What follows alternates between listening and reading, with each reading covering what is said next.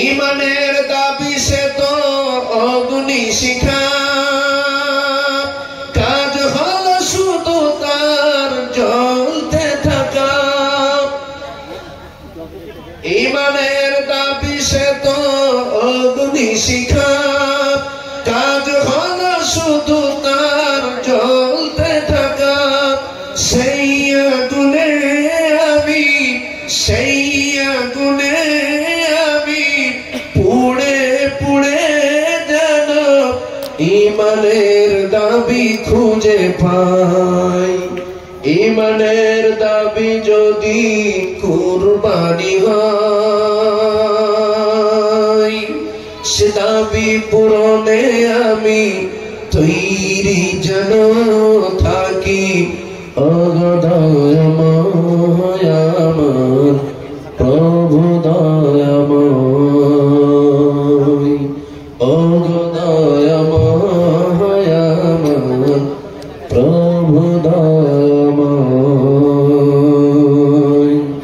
অগদয়ময় আমার প্রভু দয়াময়। তোমার জীবনের অমূল্য সময়গুলাকে ফ্রি ফায়ারের পিছনে নষ্ট করো না, পাবজির পিছনে নষ্ট করো না। তোমার জেনে রাখা দরকার, তুমি যে নেট খরচ করে ফ্রি ফায়ার খেলছো, ওই ফ্রি ফায়ার বানানেওয়ালা যারা, সেই টাকা নিয়ে তোমার মসজিদে আকসাকে বুলডোজার দিয়ে তছনছ করে দিচ্ছে। বলুন নাউজুবিল্লাহ। ফ্রি ফায়ার কাদের আবিষ্কার? ইসরায়েল। পাবজি কাদের আবিষ্কার? ইসরায়েলের আবিষ্কার। আর আপনি মুসলমান হয়ে তাদের সেই অ্যাপস ব্যবহার করে লক্ষ লক্ষ মিলিয়ন মিলিয়ন টাকা তাদের হাতে দিচ্ছেন। আর সেই টাকা নিয়ে আমাদের স্বপ্নের মসজিদে আকসাকে তারা বুলডোজার দিয়ে চুরমার করে দিচ্ছে। সেই টাকা দিয়ে তারা আমার ফিলিস্তিনি মা বোনেদের ইজ্জত ভাঙছে, ইজ্জত নষ্ট করছে। সুতরাং হে নওজোয়ান, ফ্রি ফায়ার খেলা তোমার কাম নয়। পারলে একটু কোরআনের তাফসীর হাতে নাও, কোরআনের একটা তাফসীর নাও, কন্টিনিউ একটু তাফসীর পড়ো, জিন্দেগি বদলে যাবে। যদি তুমি আল্লাহ ওয়ালা হয়ে যেতে পারো, যদি তুমি কোরআন ওয়ালা হয়ে যেতে পারো, যদি তুমি আল্লাহ রাসূলের আদর্শের মাপকাঠি অনুযায়ী চলতে পারো, তাহলে আজকে আমাদের পীরে কামেল, যার সম্মানে আমরা একত্রিত হয়েছি, যার কথা শুনলে তামাম আসামের মানুষ চমকে যায়, বাসকান্দি রহমাতুল্লাহ আলাইহি।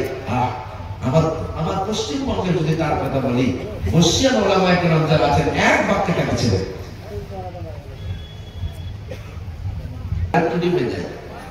আল্লাহ সুবহানাহু ওয়া তাআলা আমাদেরকে মাতৃগর্ভে 120 দিন সময় নিয়ে, 120 দিন সময় নিয়ে নিপুণ ভাবে বানিয়েছেন। এতে কি কোনো সন্দেহ আছে? কোনো সন্দেহ আছে? কারণ কোনো সন্দেহ থাকার কথা না। আল্লাহ রাব্বুল আলামিন বলেন, বান্দা, এট ফার্স্ট তোমাকে তোমার বাবার এক ফোঁটা নাপাক পানি, তোমার মায়ের এক ফোঁটা নাপাক পানি দিয়ে ফার্স্ট 30 দিন আমি তোমাকে পানি হিসাবে রেখেছি। তারপরে 30 দিন রক্ত, তারপরে 30 দিন তোমাকে এক টুকরা মাংস করেছি, গোশত বানিয়েছি।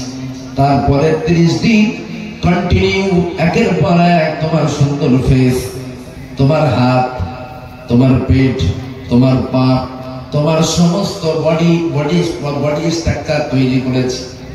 সমস্ত অঙ্গ প্রত্যঙ্গ গুলো কমপ্লিটলি তৈরি করতে আমি বলি মাতৃগর্ভে 120 দিন সময় নিয়ে সুন্দর একটা মানব শিশু তোমাকে বানিয়েছি। বলুন সুবহানাল্লাহ। ইভেন লিঙ্গ পর্যন্ত 120 দিনের মাথায় আল্লাহ সুবহানাহু ওয়া তাআলা মাতৃগর্ভে পূর্ণাঙ্গ মানব শিশু হিসেবে আমাদেরকে বানান। অতঃপর আল্লাহ রাব্বুল আলামিন দুইজন ফেরেশতাকে দায়িত্ব দেন, যাও ফেরেশতা, মরিগাঁও আমার অমুক বান্দির কাছে চলে যাও, তার গর্ভে একটা সন্তান আছে, খুব সুন্দর একটা ফুটফুটে বাচ্চা তার গর্ভে আছে। তুমি ওই বাচ্চার মায়ের মাথার কাছে বসো, তুমি হাতে খাতা নাও, আমার ওই বান্দা সারাটা জিন্দেগিতে এত টাকা ইনকাম করবে, এটা তার বাজেট নামায় লিখে দাও। আমার ওই বান্দা সারাটা জিন্দগিতে এত কেজি গরুর গোশত খাবে সেটাও তার বাজেট নামায় লিখে দাও। আমার ওই বান্দাটা সারাটা জিন্দগিতে এত গ্লাস পানি পান করবে সেটাও তার বাজেট নামায় লিখে দাও। ও ফারিস্তা, আমার বান্দা অমুক দিনে অমুক জায়গায় ইন্তেকাল করবে এটাও তার বাজেট নামায় লিখে দাও। বলুন সুবহানাল্লাহ। তাহলে কি বুঝলাম? মাতৃগর্ভে থাকা অবস্থায় দুনিয়াতে আসার আগে আল্লাহ আমাদের জন্য সিলেক্ট করে দিয়েছেন কত টাকা ইনকাম করব, কতদিন বাঁচবো, কিভাবে দুনিয়াদারি করব, কত গ্লাস পানি খাবো, কতটা মিষ্টি খাবো ইত্যাদি সর্ব বিষয় আল্লাহ আমাদের বাজেট নামায় লিখে তারপরে আমাদেরকে পাঠিয়েছেন। এতে কোনো সন্দেহ আছে? আওয়াজ দিয়ে বলেন, কারো কোনো সন্দেহ আছে?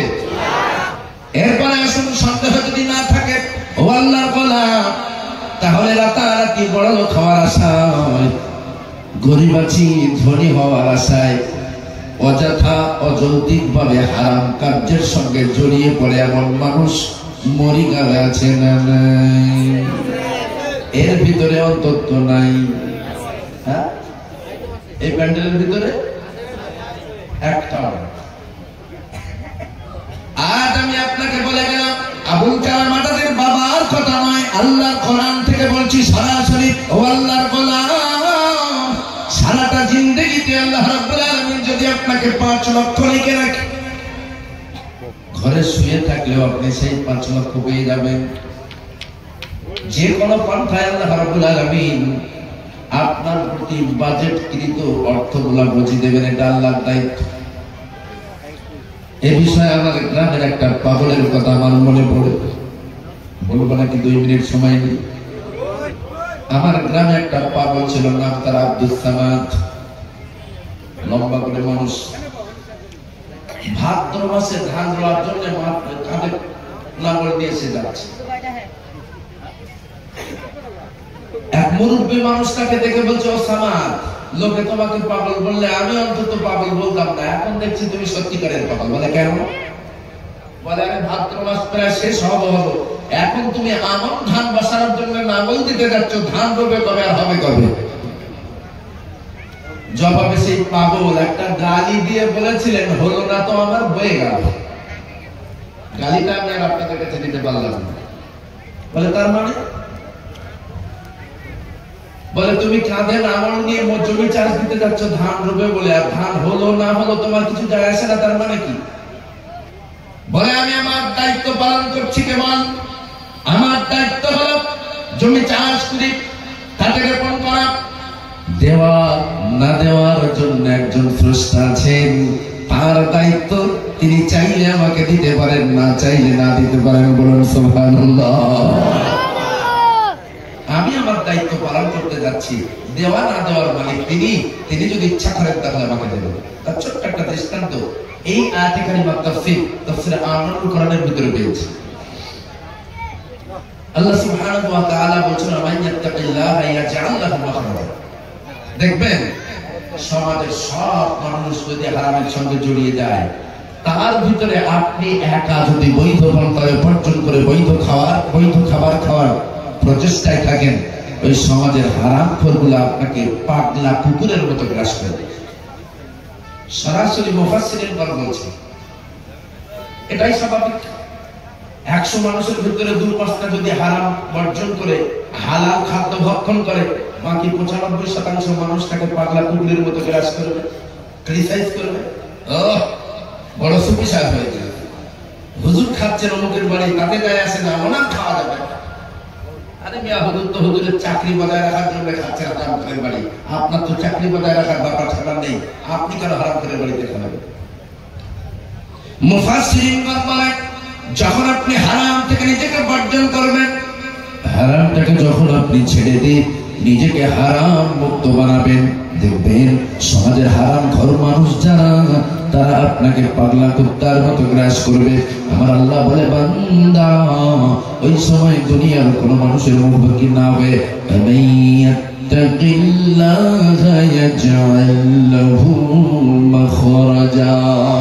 তুমি যদি কেবলমাত্র আমাকে ভয় করো, তাকওয়া অবলম্বন করো, আমি মালিক সেই পাগলা কুত্তাদের গ্রাস থেকে তোমাকে ফারিক করে দেব। বলুন সুবহানাল্লাহ। সাথে সাথে তোমার জন্য একটা উপহার আছে, ওয়ায়ারযুকুহু মিন হাইসু লা ইয়াহতাসিব। বান্দারা এমন কুদরতি কায়দায় তোমার জন্য আমি রিজকের ব্যবস্থা করব। বান্দা, তোমার 14 গোষ্ঠীও কল্পনা করতে পারবে না এভাবে আমার সম্মুখে কেমন করে খাবার আসে। এই আয়াতে কারিমা তাফসীর করতে যে তাফসীর আনওয়ারুল কোরআনের ভিতরে স্পষ্ট পেয়েছি। বিশ্বনবীর এক জলিলুল কদর সাহাবী, নাম আউফ, বাবার নাম মালিক। এই জন্য বলা হয় আউফ ইবনে মালিক আল আশজাই। আশজাই মানুষ, আশজাই গোত্র।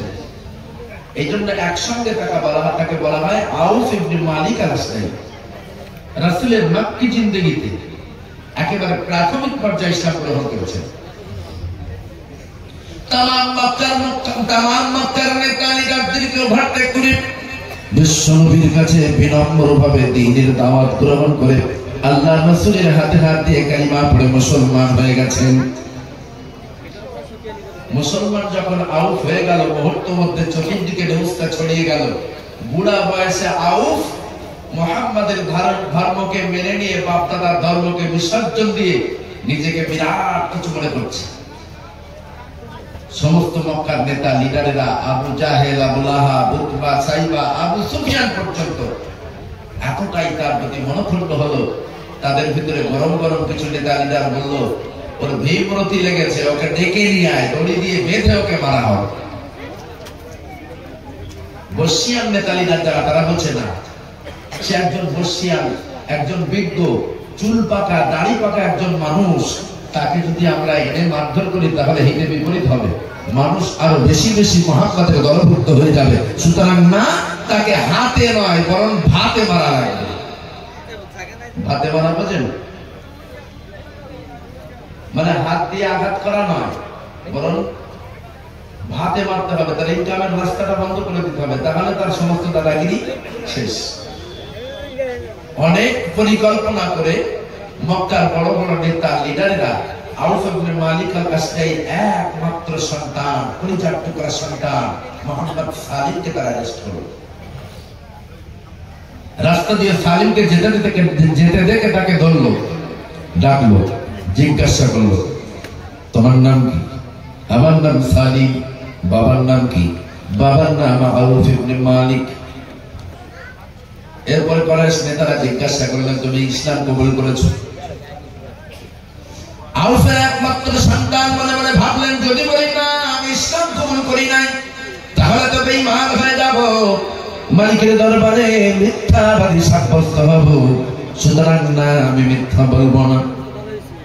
আবার যদি বলি হ্যাঁ আমি ইসলাম কবুল করেছি, তাহলে তারা তোমাকে মেরেই ফেলবে। নীরবতা পালন করলেন, চুপটি মেরে দাঁড়িয়ে আছে।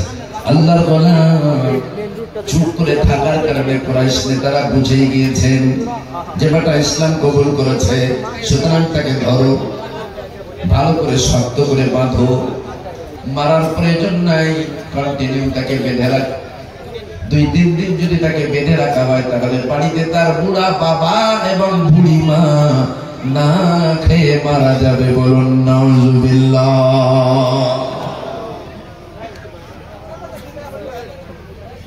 একই বলে ভাতে মারা। সাইডে আপনার ডাইনিং বামের সম্মুখে পিছনে যে ফাঁকা জায়গাগুলো আছে, প্লিজ ভাই, পিছনে অনেক মানুষ দাঁড়িয়ে আছে, আপনারা একটু মেহেরবানি করে আপনাদের বন্ধুদেরকে ডেকে নেন, আপনারা তাদের পাশে বসার জায়গা দেন, আল্লাহ আপনাদের জায়গা জান্নাতে জায়গা করে দেবেন ইনশাআল্লাহ। এটাও জান্নাত, এটাও জান্নাতের কথা। আমি কিন্তু অনেকবার রিকোয়েস্ট করেছি, এই রাস্তা রাখার কোনো প্রয়োজন নাই, আপনারা চাইলে এই রাস্তাটাকে ব্লক করে দিয়ে বসতে পারেন। এই যে সরু রাস্তা আছে, এই যে রোডটা আছে, এই রোড রাখার প্রয়োজন নেই, আপনারা এদিক থেকে এসে রোডই বসে পড়েন। হুজুর যখন আসবে আমার রোড থেকে তুলে দেবো আপনাদের। আসুন, চলে আসুন, আল্লাহর রাস্তায় চলে আসুন, প্লিজ একটু আসুন ভাই, ওইভাবে গেটের মুখে দাঁড়িয়ে থাকবেন। মুসলমান ভাই আমার, আউফ ইবনে মালিক আল আশজাই একমাত্র সন্তান, পরিবার টুকরা সন্তান মোহাম্মদ সালিমকে কাফেরেরা ধরলো, রশি দিয়ে বাঁধলো, শক্ত করে পিলিয়ারের সঙ্গে বেঁধে রাখলো। জিজ্ঞাসা করে, বলো তুমি কি ইসলাম কবুল করেছো? কিচ্ছু বললো না, হ্যাঁ না কিছুই বললো না। মনে মনে ভাবলো, আমি যদি বলি হ্যাঁ আমি ইসলাম কবুল করেছি, তাহলে মক্কার বেঈমান বেদিন ধর্মহারারা কুফারে কুরাইশেরা নিশ্চয় আমাকে পিটিয়ে পিটিয়ে মেরেই ফেলবে। আর আমি যদি মারা যাই, আমার বৃদ্ধ বাবা মা নাকে দুনিয়া থেকে বিদায় নেবে। সুতরাং না না না, তাদের কাছে আমি স্বীকার হব না যে আমি ইসলাম কবুল করেছি। কন্টিনিউ 3 দিন বাধা। ওদিকে আল্লাহর বান্দা বিশ্বনবীর সাহাবী আউফ ইবনে মালিক আল-আশজাই এবং তার বিবি সন্ধ্যা যখন ঘনিয়ে আসলো, রোডের দিকে তাকিয়ে আছে, কখন আসবি বেটা বাড়িতে? আমি তোর বাবা ক্ষুধার্ত আছি, তোর মা বাড়িতে ক্ষুধার্ত আছে, তুই কিছু দানা পানি যদি আনিস তাহলে আমরা খেতে পাবো, নচেত না খেয়ে বসে থাকা লাগবে। সন্ধ্যা যখন ঘনিয়ে আসলো, ছেলে বাড়ির দিকে আসলো না। ও মুসলমান ভাইরা, আউফ ইবনে মালিক আল-আশজাই একবার মনে মনে ভাবতে লাগলেন, সম্ভবত আমার সন্তানটাকে বাঘে খেয়ে ফেলেছে। কোনদিন তো এমন সন্ধ্যা করেছে বাড়িতে আসে না, প্রতিদিন সন্ধ্যার পূর্বেই বাড়িতে আসে। এখনো যেহেতু বাড়িতে আসেনি, সম্ভবত হয়তো বাঘে খেয়ে ফেলেছে। স্বামী স্ত্রী দুজনেই কান্না করতে লাগলেন, চোখের পানি ছেড়ে দিয়ে ঝরে কাঁদতে লাগলেন। সারাটা রাত ধরে কাঁদে। ও রব্বুল আলামিন, আল্লাহ একমাত্র সম্বল, একমাত্র কলিজার টুকরা সন্তান আমাদের সম্বল। আমি বুড়া হয়ে গেছি, আমি আর কাজ কাম করতে পারি না, আমার বিবি আছে বাড়িতে বুড়ি, আমি কি খাবো, আমার বিবিকে কি খাওয়াবো? একমাত্র সন্তান যদি আমাদের হাত ছাড়া হয়ে যায়, তাহলে তো আমাদের মরেই যেতে হবে, কোনো সন্দেহ নাই। সারাটা রাত স্বামী স্ত্রী দুইজনেই কান্না করলেন। পরের দিন সারাদিন কাঁদলেন, ছেলের আগমনের কোনো হদিস মাত্র পেলেন না। 2 দিন হয়ে গেল, 3 দিন কন্টিনিউ কাঁদতে কাঁদতে কাঁদতে কাঁদতে চোখের পানিতে বুক ভাসালেন, তারপরেও ছেলে বাড়িতে আসলো না। এমন সময় বিবি ডেকে বলে, প্রাণের স্বামী, এমন করে বাড়িতে একাকী বসে কেঁদে কোনো লাভ নাই, বরং বিশ্ব নবীর কাছে যান, আমাদের মনের কথা বিশ্ব নবীকে বলুন, নিশ্চিত তিনি আমাদের জন্য কোনো না কোনো ফয়সালা দেবেন। বলুন সুবহানাল্লাহ। যেমন স্বামী তেমন বিবি, রাসূলের জলিল কদর সাহাবী, তার বিবিও ছিল প্রাণের স্বামী। আমরা একাকী ঘরে বসে কান্না করি, আল্লাহ নবী আমাদের সম্পর্কে কিছুই জানেন না, এটা নিশ্চিত। আমরা ইসলাম কবুল করেছি, তিনি এটা জানেন।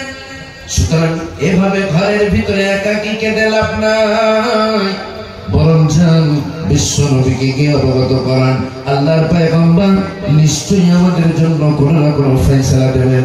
ও মুসলমান ভাইরা, বিবির কথাটা আউফের কাছে ভালো লাগবার কারণে আউফের পরে চলে গেলেন সরাসরি আল্লাহর পয়গম্বরের কাছে।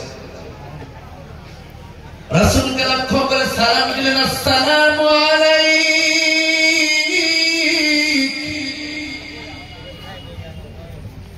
আল্লাহর পয়গম্বরকে সালাম দেওয়ার সঙ্গে সঙ্গে অঝরে চোখের পানি ছেড়ে কাঁদতে লাগলেন। বিশ্ব নবী বলেন, আউফ কাঁদো কেন? ইয়া রাসূলুল্লাহ, একমাত্র সন্তান, কলিজার টুকরা সন্তান, আর আমাদের দ্বিতীয় কোনো সন্তান নেই। আজ 3 দিন হয়ে গেল আমার সন্তানটা নিখোঁজ হয়ে গেছে। নবীজি গো, দেখতে তো পাচ্ছেন আমার চুল পেকে গেছে, দাড়ি পেকে গেছে, আমি আর কাজ কাম করতে পারি না, আমাকে আর কেউ কাজে কামে নাই না, আমি অকাম্মা হয়ে গেছি, আমি আর রোজগার করতে পারি না। একমাত্র সম্বল, একমাত্র ভরসা, কলিজার টুকরা সন্তান আজ 3 দিন নিখোঁজ। ছেলে বাড়িতে আসে না, আমাদের পেটে দানা পানি কিছুই পড়ে না। ইয়া রাসূলুল্লাহ, কন্টিনিউ 3 দিন 3 রাত আমি এবং আমার বিবি ঘরে বসে ডুকরে ডুকরে মালিকের দরবারে কেঁদেছি, কিন্তু আমাদের ছেলেকে আমরা খুঁজে পেলাম না।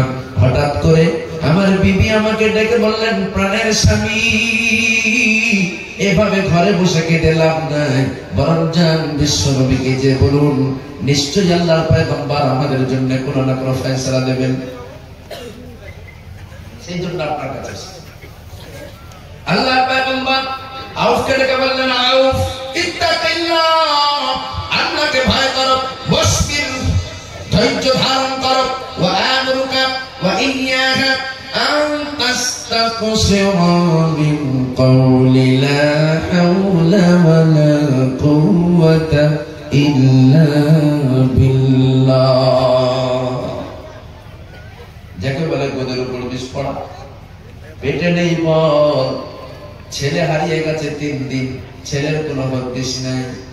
রাসূলের কাছে গিয়ে জানালেন, রাসূল বলছে, নাও আল্লাহকে ভয় করো, ধৈর্য ধারণ করো, এবং তুমি আর তোমার বিবি বাড়িতে যে অটোমেটিক্যালি লা হাওলা ওয়া লা কুওয়াতা ইল্লা বিল্লাহ পড়ো। মালিক মাথা নিচু করে আস্তে আস্তে বাড়ির দিকে রওনা দিলেন। বিবিটিকে বলে, প্রাণের স্বামী বিশ্ব নবীর কাছে গিয়েছিলেন, বলুন আল্লাহর পয়গম্বর আমাদের জন্য কি ফয়সালা দিয়েছে। আউফ ডেকে বলে, বিবি আল্লাহর পয়গম্বর আমাকে লক্ষ্য করে বলেছেন, ইত্তাকিল্লাহ, আল্লাহকে ভয় করো, ওয়াসবির, ধৈর্য ধারণ করো, ওয়া আমরুকা ওয়া ইয়্যাকা আন তাস্তাকসিরা মিন কওলি লা হাওলা ওয়া লা কুওয়াতা ইল্লা বিল্লাহ, এবং আমাকে আর তোমাকে বেশি বেশি করে লা হাওলা করতে বলেছেন। বিবি বলে, প্রাণের স্বামী আমি নিশ্চিত রাসূল যে ফয়সালা আমাদের জন্য দিয়েছেন, এই ফয়সালার মধ্যেই আমাদের কল্যাণ আছে, বলুন সুবহানাল্লাহ। সুতরাং আর বিলম্ব নয়, এখনই শুরু করো। স্বামী স্ত্রী দুইজনে লা হাওলা ওয়া লা কুওয়াতা ইল্লা বিল্লাহ করতে লাগলেন। যখন এই দুইজনে একত্রিত হয়ে লা হাওলা ওয়া লা কুওয়াতা ইল্লা বিল্লাহ করতে লাগলেন, আল্লাহ রাব্বুল আলামিন তাদের লা হাওলার তীরটা তাদের সন্তানকে যারা বেঁধে রেখেছিল, ধরে রেখেছিল, এই লা হাওলার তীর তাদের বক্ষ ভেদ করে কলিজায় আঘাত করেছে, বলুন সুবহানাল্লাহ। মুহূর্তের মধ্যে তারা সকলে একের পর এক ঘুমিয়ে পড়ল। আউফের সন্তান সালিম দেখল ডাইনের মানুষ যিনি তিনি ঘুমিয়েছেন, বামের মানুষ যিনি তিনি ঘুমিয়েছেন, সম্মুখে যিনি ছিলেন তিনিও ঘুমিয়েছেন, পিছনে যিনি ছিলেন তিনিও ঘুমিয়ে পড়েছেন। এমন সময় আসমান থেকে গায়বী ভাবে তাকে জানিয়ে দেওয়া হলো, হে আল্লাহর বান্দা, আল্লাহু আকবার বলে একটা শক্তি লাগা, আমার মালিক তোর হাতের বাঁধনকে ছিন্ন করে দেবে, বলুন সুবহানাল্লাহ। ইলহাম আসলো তার, আল্লাহু আকবার বলে একটা শক্তি লাগা, তোমার হাতের বাঁধন ছিন্ন হয়ে যাবে। যখন আজনবী আওয়াজ পেল আল্লাহু আকবার বলে, ডান নম্বর হাতের বাঁধন ছিঁড়ে গেল।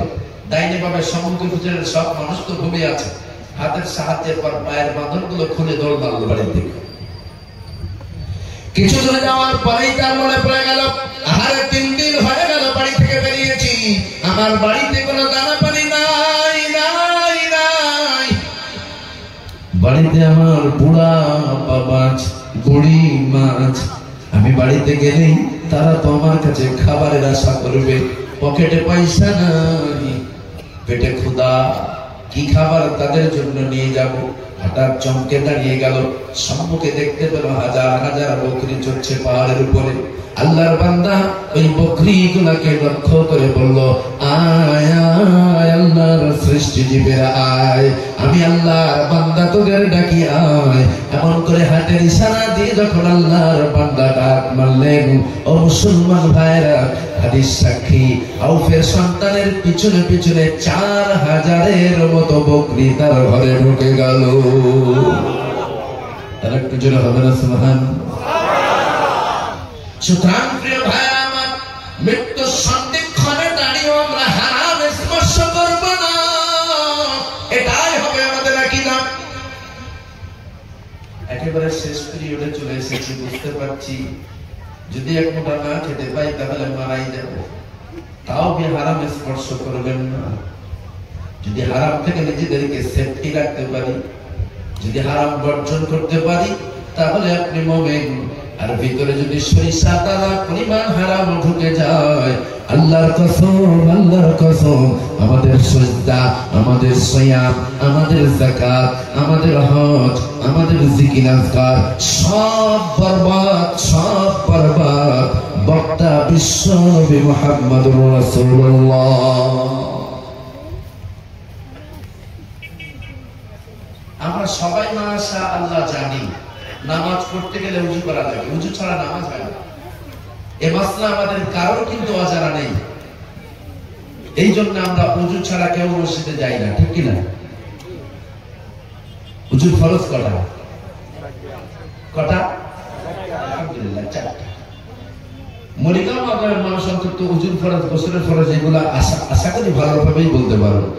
এখন শীতের দিন, আপনি শীত, উযুর প্রয়োজন হয়েছে।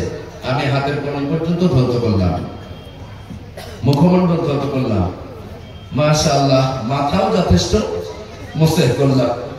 মাথার 4 ভাগের 1 ভাগ কম্পালসারি ভিজা হাত বোলানো বা মুছে করা ফরজ। আমি 3টে ফরজ আদায় করলাম। পায়ে মোজা আছে, এখন এই শীতের দিনে মোজাটা আবার খোলো, উযু করো, আবার মোজা লাগাও, এটা এক্সট্রা একটা ঝামেলা। এই জন্য আমি মনে মনে ভাবলাম উযু আজকে না 75% হোক। 3টা ফরজ মানলাম, মোজা খুললাম না, উযু কত পার্সেন্ট হবে? হ্যাঁ, 1% না। তাহলে আমি যে 3টা ফরজ আদায় করলাম, অন্তত 75% হওয়ার কথা, 1% না। কতটা সতর্ক আমরা উযুর ব্যাপারে, দেখছেন না? ইভেন একটা লোমের গোড়া যদি শুকনো থাকে, হাতের কনুই পর্যন্ত, পায়ের গিরা পর্যন্ত এবং মুখমণ্ডলের কোন একটা লোমের গোড়া যদি শুকনো থাকে, তাহলে উযু হবে না। এটা আমাদের কারণ অজানা। কিন্তু বন্ধু, উযুর উপরে আরো 2টা শর্ত আছে। পারা নাম্বার 2, পৃষ্ঠা নাম্বার 4, সূরার নাম সূরা বাকারা, আয়াত নাম্বার 172। স্পষ্ট আল্লাহ 2য় পারার 4র্থ পৃষ্ঠার শেষ আয়াতে বলছেন, ইয়া আইয়ুহাল্লাযীনা আমানু কুলু মিন তাইয়্যিবাতি মা রাযাকনাকুম আশকুরু লিল্লাহি ইন কুনতুম ইয়্যাহু তা'বুদুন।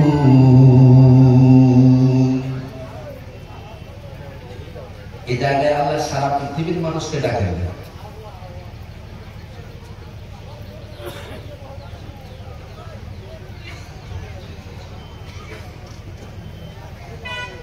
বুঝলেন না? এই জায়গায় আল্লাহ সমস্ত বিশ্ববাসীকে ডাকেন নাই।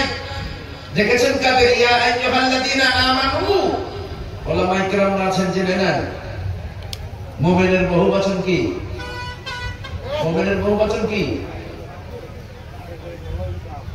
সমস্ত মুমিনদেরকে আল্লাহ ডেকেছেন।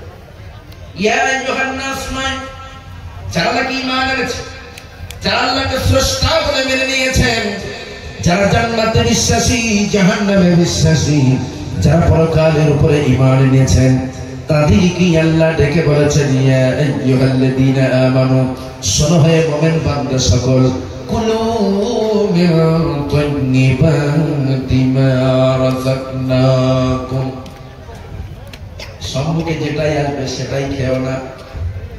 যা পাবে তাই যদি খাও, তাহলে তোমার ভিতরে মনুষ্যত্ব নাই। সামনে যেটা পাবে সেটাই খাবে, তার নাম ছায়াকার ক ল। ছায়াকার ক ল কি হয়? ছাগল। আম পাতা দেবেন, খেয়ে ফেলবে। নিম পাতা দেবেন, খেয়ে ফেলবে। জাম পাতা দেবেন, খেয়ে ফেলবে। ভালো ভালো শাকসবজি দেবেন, একটাও ছাড়বে না। যেটা সামনে আসে সেটাই খায়, তাকে বলে কি? ছাগল। আর যেটা মুখে আসে সেটাই বলে, তাকে বলে কি? পাগল। আপনি তো মুমিন, আপনাকে ছাগল হওয়া যাবে না, মুমিন হতে হবে, পাগলও হওয়া যাবে না। স্পষ্ট আল্লাহ বলছেন, কুলু মিন তাইয়্যিবাতি মা রাযাকনাকুম, হে মুমিন বান্দা সকল, নামাজে দাঁড়ানোর পূর্বে, আমাকে আমার দরবারে সিজদা দেওয়ার পূর্বে, আমাকে ডাকবার পূর্বে অ্যাট ফার্স্ট তোমার জন্য শর্ত হলো তোমাকে হালাল খাদ্য ভক্ষণ করতে হবে। হালাল খাদ্য অন্বেষণ করো, হালাল খাদ্য খাও, তারপর পরে ওয়াশকুরু লিল্লাহ, আমি মালিক আমার শুকরিয়া জ্ঞাপন করো। ইন কুনতুম ইয়্যাহু তা'বুদুন, তারপর সিজদায় দিয়ে আমাকে আল্লাহ বলে ডাকো। বান্দা কি চাও বান্দা বলে উত্তর দিতে আমার দেরি নাই, বরং সুবহানাল্লাহ। কিন্তু দুর্ভাগ্যজনক আমরা সামনে যেটাই পাই সেটাই খাই। মাশাআল্লাহ, আমাদের নামাজের কোয়ালিটি অনেক উন্নত, আমাদের নামাজের কোয়ালিটি অনেক স্ট্যান্ডার্ড। আমরা তো নামাজ পড়বার সময় ডাইনি বামে সামনে পিছনে তাকাই না, চুপটি করে বিনম্রভাবে নামাজ আদায় করি। অথচ আমি দেখেছি মক্কা, আমি দেখেছি মদিনায়, মক্কার মানুষগুলা মদিনার মানুষগুলা নামাজ পড়ছে, পকেটের ভিতরে মোবাইল আছে, মোবাইলে কল আসছে। আমাদের তো মসজিদে লেখা আছে প্লিজ মোবাইল গুলা সাইলেন্ট করুন, মোবাইল গুলাকে সুইচ অফ করুন, আমরা মসজিদে লিখে রাখি। মক্কা মদিনায় সব লেখা টেখা নাই। মক্কা মদিনার যে যার পকেটে মোবাইল আছে, নামাজের ভিতরে মানুষ আছে, ফোন আসছে, নামাজে কেরাত শুনছে, নামাজ পড়ছে, নামাজ পড়তে পড়ছে ফোন আসছে, নামাজের ভিতরে মোবাইল রিসিভ করছে, রিসিভ করে বলছে আনা শালা, আমি নামাজের ভিতরে আছি বলে আমার মোবাইল পকেটে ঢুকে দিল। আমরা তো তা করি না, বিনম্র ভাবে নামাজ পড়ি। মাশাআল্লাহ, আমাদের নামাজের কোয়ালিটির দিক দিয়ে কোন রকম ডিসপুট নাই, কিন্তু গোড়ায় গলদ আছে। কোথায়? গোড়ায় গলদ আছে। পেটের ভিতরে যদি আমরা হারাম খাদ্য ধারণ করি, বিশ্বাস করুন আল্লাহ আমাদের উপরে অত্যাচার শাসক নাজিল করবে। করবেন না করে ফেলেছেন অলরেডি। বিশ্ব নবী বলছেন করবে, আর আমরা তো দেখছি করে ফেলেছেন অলরেডি। কত অত্যাচারী শাসকের মুখোমুখি আমাদের হতে হচ্ছে। আল্লাহ আমাদেরকে আল্লাহ সকলে বলি আল্লাহুম্মা আমিন। আরে আমরা কেন হারাম পন্থা অবলম্বন করব? যে জায়গায় আল্লাহ স্পষ্ট বলছেন বান্দা আমি তোমার বাজেট নামায় লিখে রেখেছি তুমি কত টাকা ইনকাম করবে, হোল লাইফে তুমি কত টাকার মালিক হবে, এটা আমি সিলেক্ট করে দিয়েছি তোমার মাতৃগর্ভে থাকা অবস্থা। যদি আমরা সকলে হারাম বর্জন করতে পারি, যদি আমরা সকলে হারামকে বেশি বেশি করে অ্যাকসেপ্ট করতে পারি, বিশ্বাস করুন দিস ইজ মাই চ্যালেঞ্জ, আমাদের দোয়া একটাও বিফলে যাবে না। বন্দুকের গুলি মিস হবে, মুমিনের দোয়া মিস হবে না, বলুন সুবহানাল্লাহ। এরপরে আসি আজকের আমার ইয়াং জেনারেশন যারা, তারা মনে মনে ভাবে এখনো দাড়ি পাকেনি, চুল পাকেনি, সুতরাং এখন নামাজ পড়বো কেন? আর একটু বয়স হোক, মেয়ে ছেলে মেয়ে বড় হোক, বিয়ে শাদী দেই, তারপরে মসজিদে যাবো, তারপরে নামাজ পড়বো। ইয়াং স্টাফ যারা আছে তারা মনে মনে ভাবে আর একটু বয়স হোক, হাঁটুর রস একটু কমে আসুক, তারপরে নামাজ পড়বো। আরে ভাই, আপনি যে বুড়া হবেন তার কোনো নিশ্চয়তা আপনার কাছে আছে? গত পরশু দিন রেলের পাশে দাঁড়িয়ে দুইজন স্বামী স্ত্রী আড্ডায় মানে আড্ডায় আর কি, মানে অশান্তি নয়, ঝামেলা করে না, দুজনেই আড্ডায় আর কি করতে করতে রেল যাচ্ছে একটু ছেড়ে দেওয়ার মতো করেছে, মহিলা ঝুঁকে পড়েছে, ভারী ব্যালেন্স রাখতে পারে, ডিসব্যালেন্স হয়ে গিয়েছে, মুহূর্তের মধ্যে রেলের উপরে মাথা পড়ে গেল, মাথা ঠিক এইবার আবার রেলের চাকা চলে গেল, স্পটেই দুজনেই দেখছে। মহিলাটাকে মাথাতে যে এই ঝাঁপ মারলো যখন, এর মাথার উপর দিয়ে মানে একেবারে ঘিস লেগে গিয়েছে। দুজনাই আপনি কবে মৃত্যুবরণ করবেন, কবে আপনার মউত আসে, এই মর্মে আপনার কাছে কি কোনো নোটিশ আছে? ফারিস্তা জিবরিল আপনার কাছে কি কোনো নোটিশ দিয়ে গিয়েছেন যে আপনি 80 বছর হায়াত পাবেন? দিয়ে গিয়েছেন, হ্যাঁ কিনা বলুন?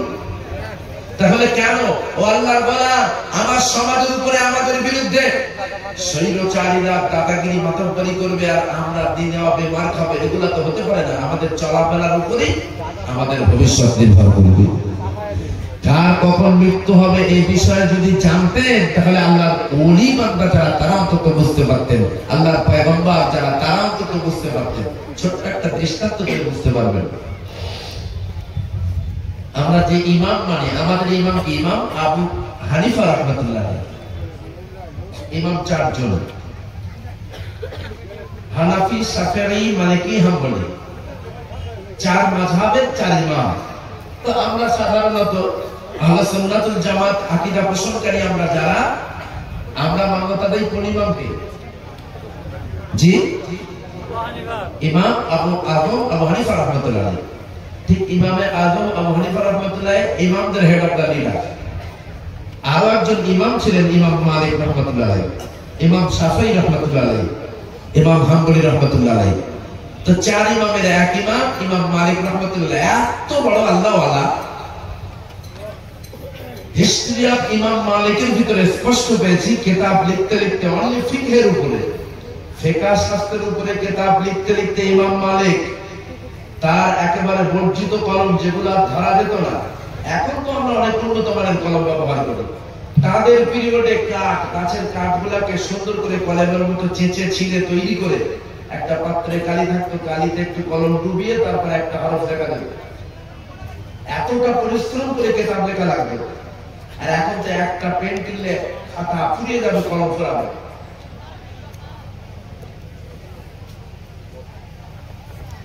ওই রকম অত্যন্ত পরিশ্রম করে কিতাব লিখে লিখে যে কলমগুলা আর হাত দেওয়া যায় না, ধরা যায় না, সেই কলমগুলা এত পরিমাণে হয়ে গিয়েছিল যে তার মৃত্যুর পরে ওই কলমগুলা জ্বালালেই তার মৃত্যুর পানি গরম হয়ে যেত। সুবহানাল্লাহ। ওই ইমাম মালিক আবু হানিফা রাহমাতুল্লাহি আলাইহি, তার জীবনের বড় তামান্না, দিনের জন্য অনেক পরিশ্রম করেছি, অক্লান্ত পরিশ্রম করেছি, শেষ জীবনে একটা আশা তার ভিতরে দাঁড়াবার, জিন্দেগির শেষ মুহূর্তটা বিশ্ব নবীর কদমে থেকে থেকে কাটিয়ে দেব, মদিনাতে মৃত্যুবরণ করব, মদিনায় আমার মরণ যদি হয়, জান্নাতুল বাকিতে আমার কবর হবে, রাসূলের অতি নিকটে থাকতে পারবো, জান্নাতুল বাকি থেকে কিয়ামতের দিন আল্লাহর দরবারে উঠতে পারবো, এমন আশায় আকাঙ্ক্ষিত হয়ে আল্লাহর মহান ওলি ইমাম মালিক রাহমাতুল্লাহ আলাইহি বাড়ি ঘর ছেড়ে দিয়ে মদিনাতে চলে গেলেন। মদিনার ফকিহ মদিনার আলোতে গলিতে ঘোরেন, আসহাবে সুফার উপরে বসে বসে কালামুল শরীফ তেলাওয়াত করেন। 2 মাস 3 মাস হয়ে গেল, হঠাৎ করে আসমানে চাঁদ উঠলো জিলহজে। মদিনার আকাশে যখন জিলহজের চাঁদ উদয় হলো, তামাম মদিনার মানুষেরা লাব্বাইক আল্লাহুম্মা লাব্বাইক, লাব্বাইক লা শারীকা লাক লাব্বাইক, ইন্নাল হামদা ওয়ান নি'মাতা লাক ওয়াল মুলক লা শারীকা লাক। লাব্বাইক বলতে মদিনার আকাশ বাতাস মুখরিত। ইমাম মালিক রাহমাতুল্লাহি আলাইহি বুঝতে পারলেন আরাফাতের সময় হয়ে গেছে। মানুষের লাব্বাইক ধ্বনি শুনে তিনি মনে মনে ভাবতে লাগলেন, আরাফাতের সময় হয়েছে, আর আমি এখানে বসে থাকবো না, আমার জীবদ্দশাতে আরাফাত মিস হবে, এটা আমি মানতে পারবো না। তিনি আরাফাতে যাওয়ার জন্য স্থির হয়ে গেলেন। আবার তার মনে পড়ে গেল, যদি আরাফাতে আমার মৃত্যু হয়ে যায় তাহলে তো আমার কবর মক্কায় হবে, মদিনাতে নয়। সুতরাং যদি মক্কায় মদিনায় থেকে যায় আরাফাত মিস হয়ে যাবে, যদি আরাফাতে চলে যায় সেখানে যদি মওত হয়ে যায় তাহলে মদিনাতে তো কবর হবে না। উভয় সরকার চিন্তা করে গেলেন কি করবেন উপায়। তো আল্লাহর ওলি বান্দা যারা, তারা কোনো বিষয় জানার প্রয়োজন হলে সরাসরি আল্লাহর কাছ থেকে জেনে নিতেন ইস্তেখারার মাধ্যমে। ইস্তেখারার আমল করতে লাগবে। আমি আর কতদিন বাঁচবো এটা জানার জন্য তিনি ইস্তেখারা করলেন। আল্লাহর ওলি ইস্তেখারা করে যেই না বিছানায় গিয়েছেন, হঠাৎ করে আল্লাহর পয়গম্বর সরাসরি এসে ইমাম মালিককে ডাকলেন, মালিক, ও মালিক, ইস্তেখারা করেছো, কতদিন বাঁচবে এটা জানার ব্যাপারে ইস্তেখারা করেছো, তোমার ইস্তেখারার রেজাল্ট হলো এটাই রিপোর্ট। অনলি 5টা আঙ্গুল দিকে বিশ্বনবী চলে গেলেন, পিছন দিক থেকে ডাক মারলেন, ইয়া রাসূলুল্লাহ একটুখানি দাঁড়ান। আর দাঁড়ালেন। আল্লাহর ওলির ঘুম ভেঙে গেল। ঘুম থেকে উঠে তিনি আরো বেশি চিন্তায় পড়ে গেল। জানতে চাইলাম কতদিন বাঁচবো, কিন্তু বিশ্বনবী আমাকে 5টা আমল দেখিয়ে চলে গেলেন। এই 5-এর মূল রহস্যটা কি? আসলে আমি 5 ঘন্টা বাঁচবো নাকি 5 দিন, 5 মাস নাকি 5 বছর, এটা তো বিশ্বনবী কিছুই উল্লেখ করেননি। সুতরাং আমি মদিনাতে থাকবো নাকি আরাফাতে চলে যাব? টেনশনে পড়ে গেল, আরো টেনশন বেড়ে গেল। উপায়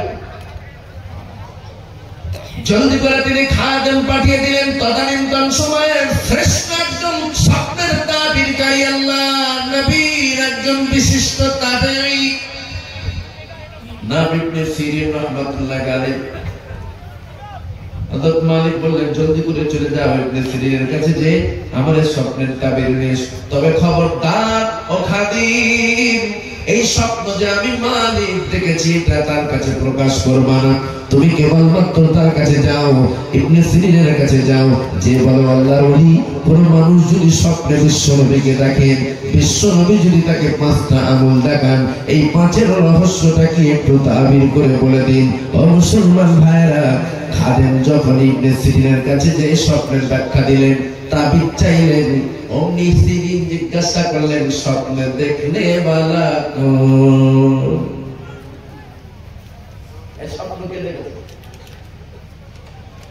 খাদেম বলেন, যিনি দেখেছেন তিনি নাম বলতে নিষেধ করেছেন, সুতরাং নাম বলা যাবে না, স্বপ্নের তাবিরটা আপনি বলে দেন। ইবনে সিরিন বলেন, নাম না বললে তো তাবির দেওয়া হবে না, নাম না বললে তাবির দেওয়া হবে না। খাদেম বললেন, দেখুন যিনি স্বপ্ন দেখেছেন তিনি আমাকে নিষেধ করেছেন পশ্চিমকালের নাম বলবা না। বলেন নাম না বললে তাবির হবে না। ফিরে আসলো খাদেম। ইমাম মালিক ছটফট করছেন, আমি আরাফাতে যাব, আমার জীবন দশায় আরাফাত মিস হয়ে যাবে, এটা আমি মানতে পারি না। তাড়াতাড়ি করে বল স্বপ্নের কি তাবির বলেছে বল। খাদিম বলে, আল্লাহর মহানবী আমি তার কাছে জানতে চাইলাম, কিন্তু তিনি নাম ছাড়া তাবির দেবে না। তবে আসার সময় তিনি আমাকে লক্ষ্য করে বলেছেন, কেরে অগান্তুক, তোকে তো চিনি না, তবে আমার জানা মতে এই স্বপ্ন আল্লাহর ওলি মালিক ছাড়া কেউ দেখতে পারে না। তুমি না বললেও আমার ধারণা ইমাম মালিক ছাড়া এই স্বপ্ন কেউ দেখতে পারে না। আল্লাহর মহান ওলি চোখ দিয়ে পানি ঝরিয়ে ডুকরিয়ে কাঁদতে কাঁদতে বললেন, আমি চেয়েছিলাম আমার আমলের খবর ইবনে সিরিনের কাছে না যাক। তিনি যখন জেনেই গিয়েছে, ওখানে জলদি করে যাও, তাড়াতাড়ি করে যাও, তার কাছে যে আমার নামটাই বলো, তবু তাবির নিয়ে এসো, তাড়াতাড়ি করে তাবির নিয়ে এসো। আবার পুনরায় খাদিম তার কাছে চলে গেল। ও আল্লাহর মহান ওলি, হ্যাঁ আপনি যেটা ধারণা করেছেন সেটাই সঠিক। এই স্বপ্ন ইমাম মালিক রাহমাতুল্লাহ আলাইহি দেখেছেন। বলুন বলুন স্বপ্নের তাবির কি হবে বলুন।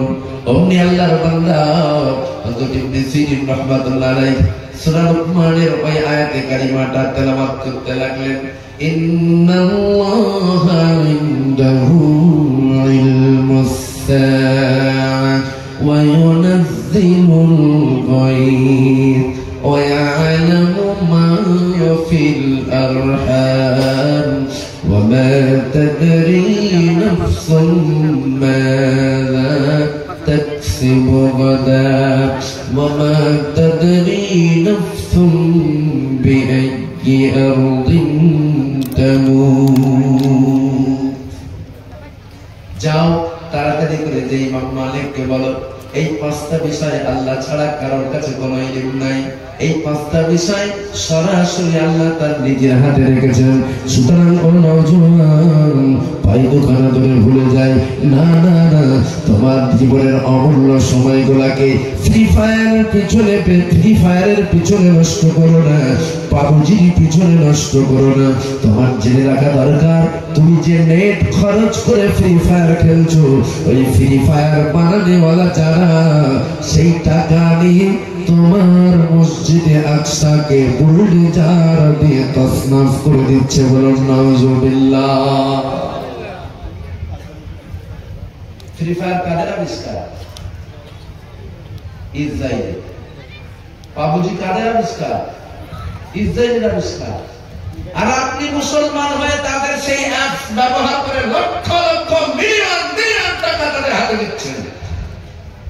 আর সেই টাকা নিয়ে আমাদের স্বপ্নের মসজিদে আকসাকে তারা বুলডোজার দিয়ে চুরমার করে দিচ্ছে। সেই টাকা দিয়ে তারা আমার ফিলিস্তিনি মা বোনেদের ইজ্জত ভাঙছে, ইজ্জত নষ্ট করছে। সুতরাং হে নওজোয়ান, ফ্রি ফায়ার খেলা তোমার কাম নয়। পারলে একটু কোরআনের তাফসীর হাতে নাও, কোরআনের একটা তাফসীর নাও, কন্টিনিউ একটু তাফসীর পড়ো, জিন্দেগি বদলে যাবে। যদি তুমি আল্লাহ ওয়ালা হয়ে যেতে পারো, যদি তুমি কোরআন ওয়ালা হয়ে যেতে পারো, যদি তুমি আল্লাহ রাসূলের আদর্শের মাপকাঠি অনুযায়ী চলতে পারো, তাহলে আজকে আমাদের পীরে কামেল, যার সম্মানে আমরা একত্রিত হয়েছি, যার কথা শুনলে তামাম আসামের মানুষ চমকে যায়, বাসকান্দি রহমাতুল্লাহ আলাইহি। আমার পশ্চিমবঙ্গে যদি তার কথা বলি, বসিয়ান ওলামায়ে কেরাম যারা আছেন, এক বাক্যে কাছে